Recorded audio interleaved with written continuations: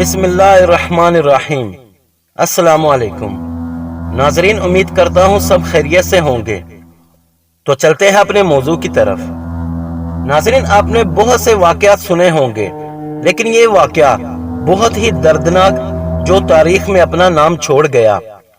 واقعہ کچھ یوں پیش آیا، جو ایک لڑکی جس کی چھوٹی سی غلطی نے اسے 25 سال ایک بند اور تاریک کمرہ میں رہنے کے لیے مجبور کر دیا، جو اس کا مقدر بن گیا۔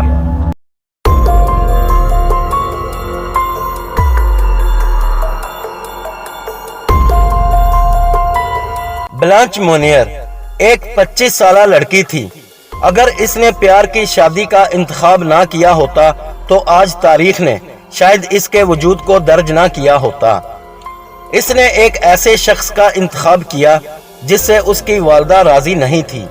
دراصل اس لڑکی کی والدہ بیٹی کی محبت کی دلچسپی کو ناپسند کرتی تھی، حتیٰ کہ اس نے بیٹی کو ایک چھوٹے اور تاریک کمرے میں بند کرنے کا فیصلہ کر لیا، جب تک بلانچ اپنا فیصلہ نہ بدل دے۔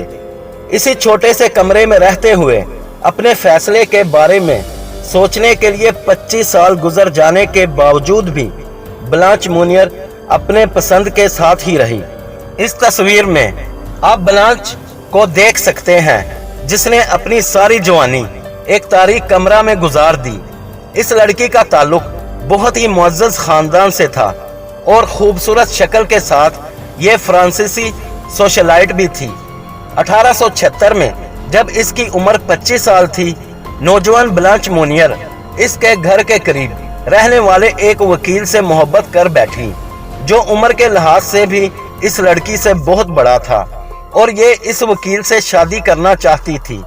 تاہم اس فیصلے سے اس کی والدہ ناخوش تھیں، لہٰذا اس نے اپنی بیٹی کی پسند کی مخالفت کی۔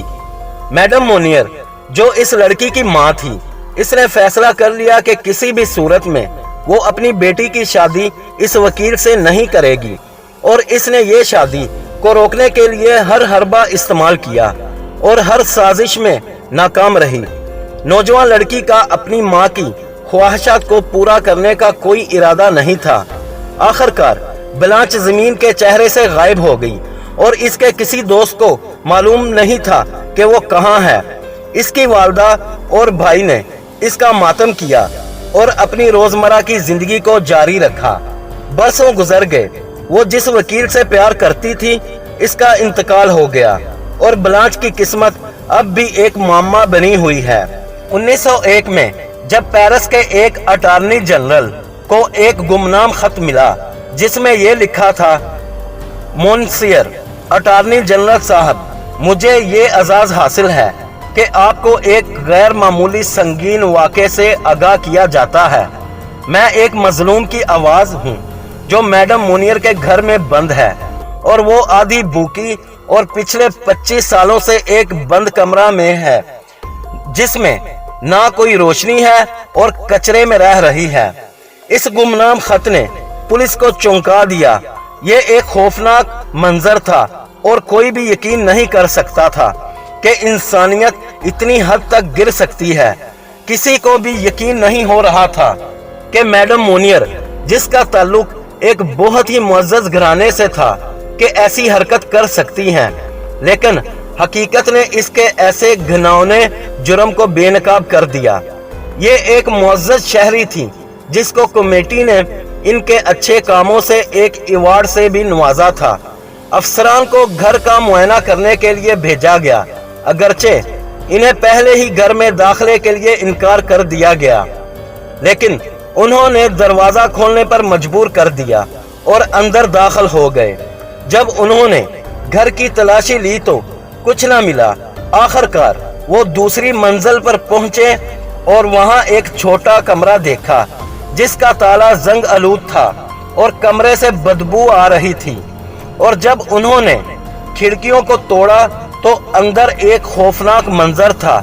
یہ تصویر میں آپ دیکھ سکتے ہیں، بلانچ اپنے بیڈ پر برہنہ پڑی ہوئی ہے، جس نے اپنے بالوں سے جسم کو ڈھکا ہوا ہے اور آس پاس غلاظت کے بیچ بیڈ پر پڑی ہوئی اور فرش کے چاروں طرف کیڑے چل رہے تھے۔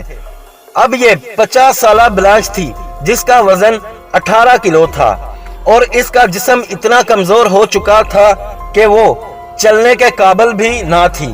یہ انسان سے مماثلت نہیں رکھتی تھی۔ غذائیت کا شکار، سورج کی روشنی کی کمی اور 25 سال سے کسی بھی معاشرتی رابطے سے منسلک بلانچ ایک خوفزدہ جانور کی طرح لگ رہی تھی۔ آخر کار پولیس نے بلانچ کو اس بدبودار کمرے سے باہر نکالا جو نہایت ہی ناقابل برداشت تھا۔ پولیس افسران کا کہنا تھا کہ کمرے کی بدبو اتنی درجہ کی تھی کہ تفتیش کو آگے بڑھانا ہمارے لیے مزید وہاں ٹھہرنا ناممکن تھا۔ نیو یارک ٹائمز میں 9 جون 1901 کو شائع ہونے والے ایک مضمون میں لکھا گیا تھا، وقت گزرتا گیا اور بلانچ 50 سال کی ہو گئی تھی۔ وہ جس وکیل سے پیار کرتی تھی وہ 1885 میں فوت ہو گیا۔ سارے عرصے کے دوران ایک بچی کو تنہا کمرے میں بند کر دیا گیا جو اپنی ماں کے ساتھ دسترخوان پر کھانا کھاتی تھی۔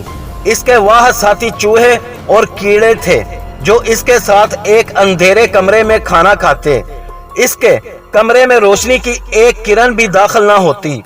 پولیس نے اس کی ماں اور بھائی کو گرفتار کر لیا، لیکن گرفتاری کے 15 دن بعد ہی بلانچ کی ماں نے جیل میں ہی دم توڑ دیا اور اس کے بھائی کو 15 ماہ قید کی سزا سنائی گئی، لیکن بعد میں اسے بھی رہا کیا گیا۔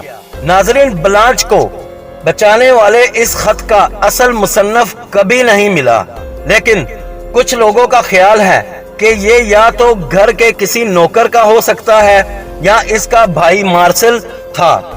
جہاں تک بلانچ کی بات ہے، وہ نفسیاتی اسپتال میں داخل تھی۔ وہ کبھی بھی اس معاشرے کا حصہ نہ بن سکی۔ وہ 1913 تک زندہ رہی اور جس اسپتال میں داخل تھی وہی زندگی کی بازی ہار گئی۔ تو ناظرین، ظالم سے بڑا گنہگار ظالم وہ شخص ہے جو ظلم کے خلاف آواز نہ اٹھائے۔ اللہ تعالیٰ سے دعا ہے اللہ ہمیں اپنے حفظ و امان میں رکھے۔ ویڈیو پسند آنے کی صورت میں آپ سے گزارش ہے میرے چینل کو سبسکرائب کر دیں اور پاس بیل آئیکن بھی پریس کر دیں تاکہ ہماری ہر نئی ویڈیو کی نوٹیفیکیشن آپ کو بروقت مل سکے۔ ویڈیو لائک کر کے اپنے دوستوں کے ساتھ بھی شیئر کر دیجئے گا۔ تو ملتے ہیں اگلی ویڈیو کے ساتھ، تب تک اللہ حافظ۔